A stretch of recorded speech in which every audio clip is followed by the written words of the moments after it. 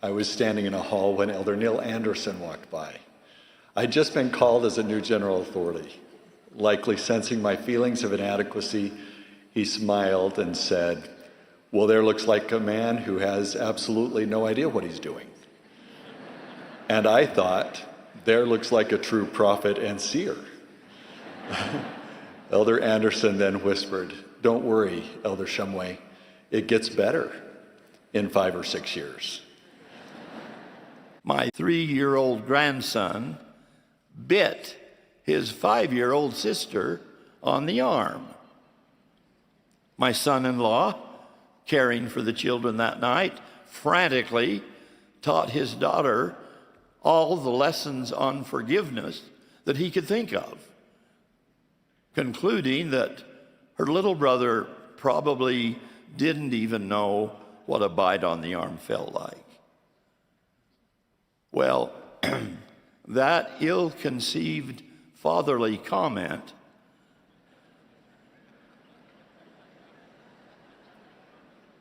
worked for about a minute, maybe a minute and a half, until there was a window-rattling cry from the children's bedroom, where my granddaughter calmly called out, "He does now."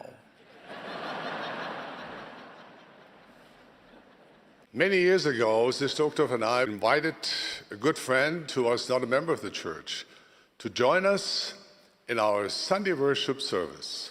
If you have ever brought a friend to church for the first time, you can probably relate to the way I felt that Sunday morning. As the sacrament meeting began, I thought about my friend experiencing this for the first time. And I couldn't help but notice things that made me cringe a little. The singing, of course, was not like we heard it now or like the tabernacle choir, but restless, noisy children could be heard during the sacrament. The speakers did their best, but they were not skilled at public speaking. I sat uncomfortably through the meeting, hoping that maybe the Sunday school would be better. It wasn't. All morning, I worried about what our friend must think of this church we had taken her to. Afterwards, as we drove home, I turned to talk to our friend. I wanted to explain that this was just one small branch and it didn't really represent the church as a whole. But before I could say a word, she spoke up. "That was beautiful," she said. I was speechless. She continued, "I'm so impressed with how people treat each other in your church. They all seem to come from different backgrounds, and yet it's clear that they genuinely love each other. This is what I imagine Christ wanted his church to be like." Well, I quickly repented of my judgmental attitude. A couple of years ago, when I turned 12, I was invited to attend my first Aaronic Priesthood Quorum overnight camp. This was a long-awaited invitation, as my father was a quorum leader and often went camping with the boys in the ward while I was left at home. When the day came, I was excited, and I must admit that I desperately wanted to fit in with the older boys. I was determined to prove myself. In that effort, it wasn't long before I was tested to see if I would play along and be part of the group. My assigned task was to get my father's car keys so a prank could be pulled on the leaders. I don't remember exactly what I said to convince my dad, but I soon ran to the group of boys with keys in hand, proud of my accomplishment. Then came the next assignment. I was to unlock the car door and wedge a stick between the driver's seat back and the car horn. And I was to lock the door so the horn would blare into the evening without any way to access the car to remove the crude device. Now, this is where the story turns painfully embarrassing for me.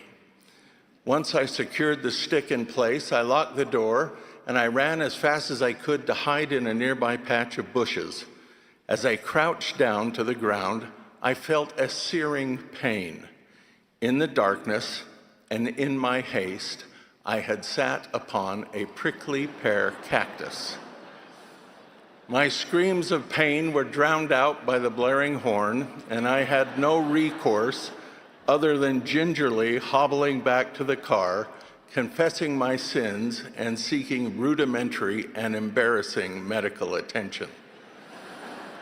The remainder of that night, I laid on my stomach in a tent while my father, using pliers, removed the cactus spines from my, well, let me just say that I did not sit comfortably for several days afterward.